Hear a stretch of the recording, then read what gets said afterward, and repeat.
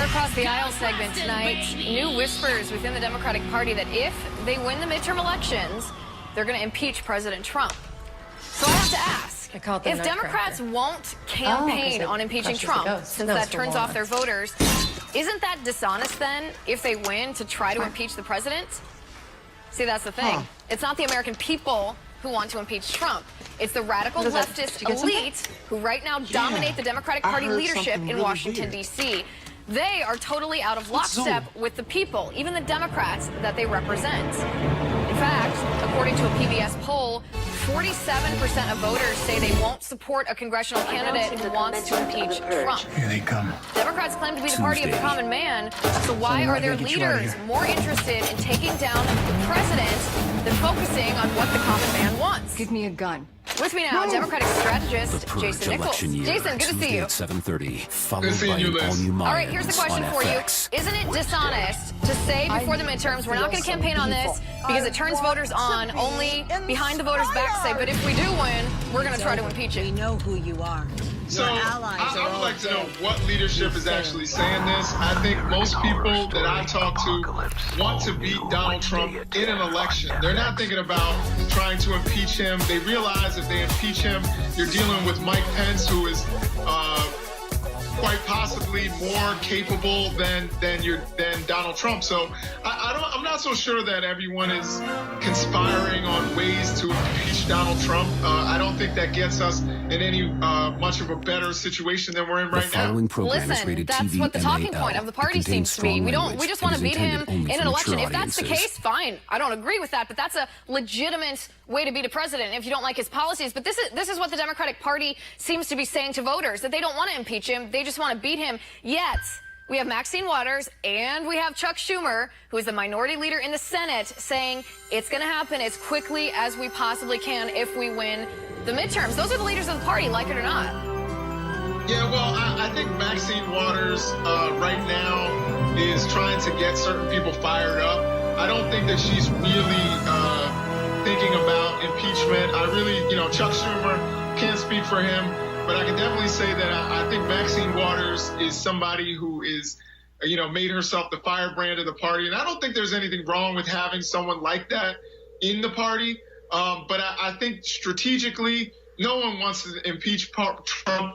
We realize that he's been a divisive force, and if we campaign on the right issues, that we can beat him at the ballot box. That's if Republicans stop their voter suppression acts that they've been doing around the country. Oh, please. That's ridiculous, voter suppression. I do like the tone. I do appreciate the tone that when you say Maxine Waters is trying to appeal to certain people, as if we're all like, yeah, Antifa. Those certain people are who she's trying to appeal to. So let me pose my original question, though. Let me pose my original question. Do you think it would be dishonest of the Democrats if they refuse to campaign on impeachment because they think the people wouldn't like it, and polls show that people don't support it, and then after the midterms, with no extra information that we have now, if they say, well, yeah, now that we have a majority in the House, we're going to go ahead and try to introduce articles of impeachment. Is that dishonest? Well, again, I really don't think that these elected officials are going to do things that their constituents don't want. And I think if people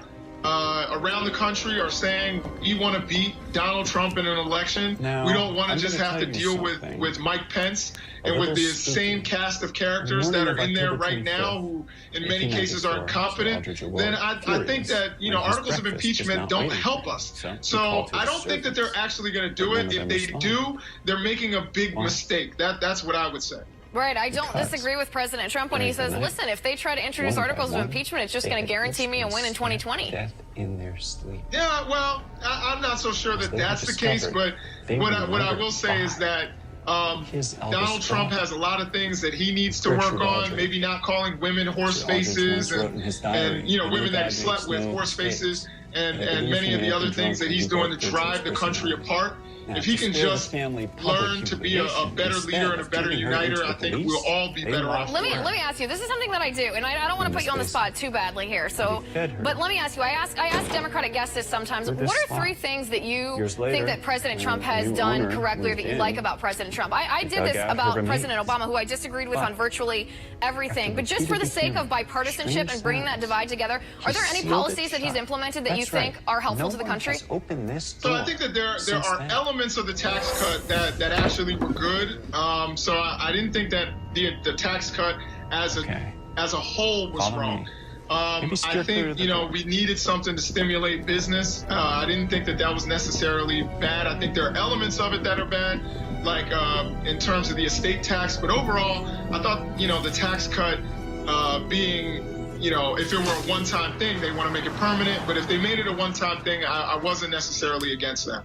Okay, interesting. Yeah, because I think there are some things. People get lost in the swamp of Washington, D.C. This is true for people on both sides of the aisle, and forget that what impacts the American people isn't the bickering that happens between pundits on cable news shows, not to denigrate you and me right now, but they forget that the things that matter to people are safety and security, having jobs, and being able to put food on the table, and all of those things seem to have improved under President Trump. And I think the political class in Washington, D.C. forgets about that sometimes when they campaign, that the people are seeing more money in their paycheck from the tax cuts and lower rates of unemployment for women, for Black Americans, for Hispanics, for all Americans, and they view that as a good thing. They view that as being better off than they were several years ago. Well, Liz, if you can just say a couple of words, and that is thank you, Mr. Obama, because a lot of those recovery acts actually started under President Obama. And I don't understand why it is that Republicans, in the sake of honesty for our country, can't just say, okay, we can read a graph.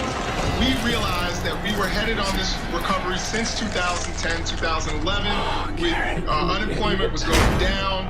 It was at, I think, about 4.6% at the end of Obama's term. That a lot of these things were actually happening under President Obama.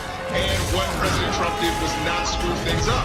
So Here's my comments on that. My comments is that a lot of people on the right, including me, looked at those graphs and said, well, the unemployment rate is down because labor force participation is also down. People gave up looking for jobs because it was so hard to find a job. And the unemployment rate, as you know, is calculated based off of the number of people who are actively looking for jobs. It doesn't count all the people who have stopped looking for jobs. That was my issue with saying, oh, President Obama did a great job of bringing down unemployment. The same is not true for President Trump. Aaron.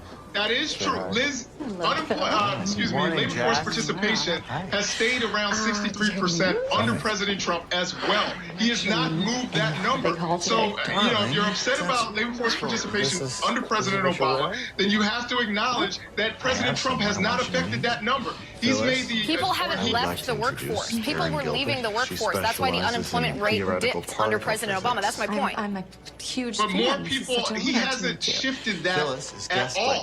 That's what I'm saying. But unemployment has gone down and the labor force participation rate has not gone down. That means that more people who want jobs are getting jobs.